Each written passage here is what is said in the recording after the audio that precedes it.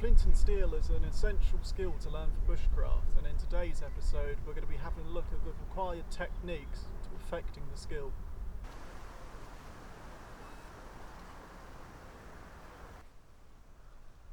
Steel strikers come in many different shapes and sizes. There's plenty of people that make these across the world in their own workshops, and I recommend that you look around and experiment with different shapes and see which one that you like best. Another item that you're going to need with your steel striker is a piece of flint. I always carry two pieces, just in case one goes missing.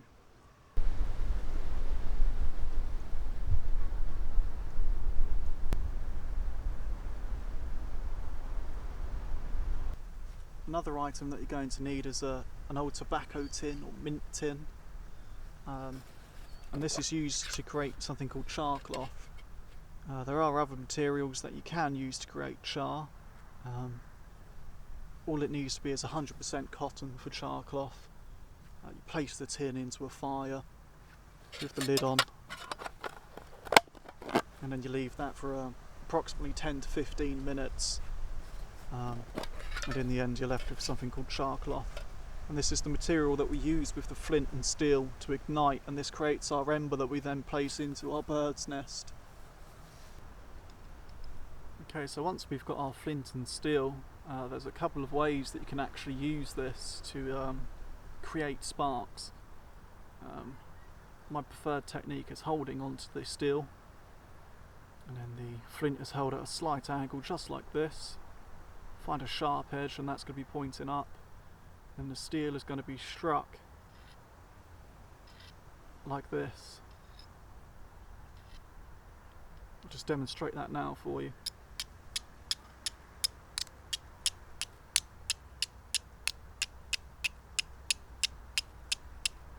Okay, so as the steel comes down, you want to slightly roll the steel.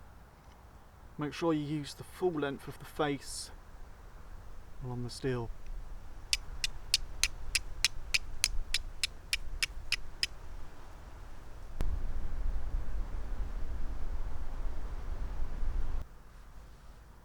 Okay, so now we need to find a nice sized piece of char cloth to use with the flint and steel to create our ember.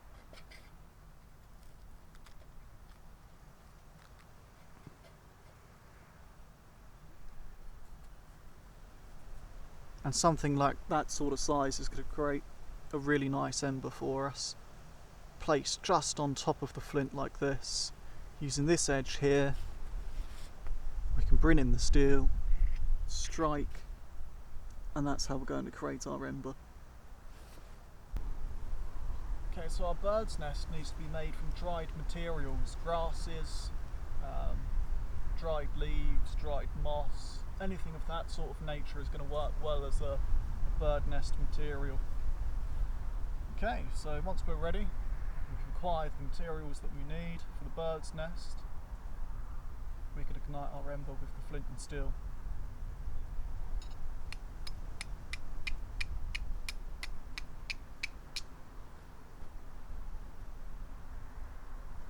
Okay, so I've caught the ember. I'll bring the camera in closer so we can take a look at that quick.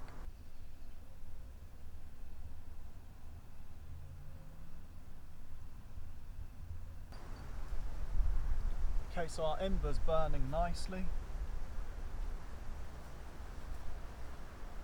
We can create a small gap in the bird's nest. Place our lit char cloth inside. And we bring it up. Begin to send oxygen into the bird's nest with the ember inside.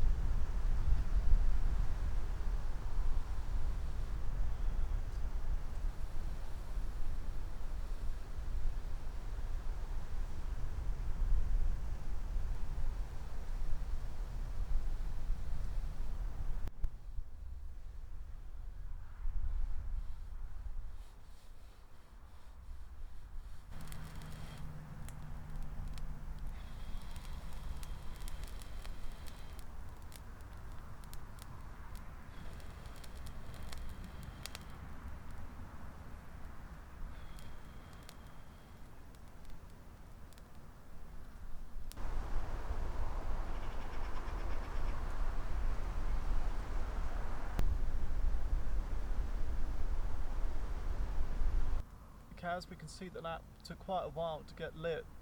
The bird's nest was rather damp, so really you do need to find extremely dry materials to use for your bird's nest, but you can see that eventually there probably was enough heat there that I could have got a fire going, you know, if I had the other materials ready for my fire.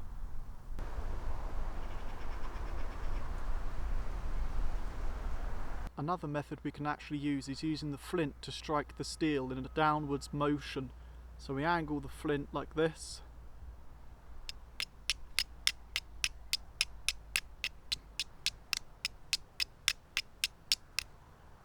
And we shave pieces of the steel off.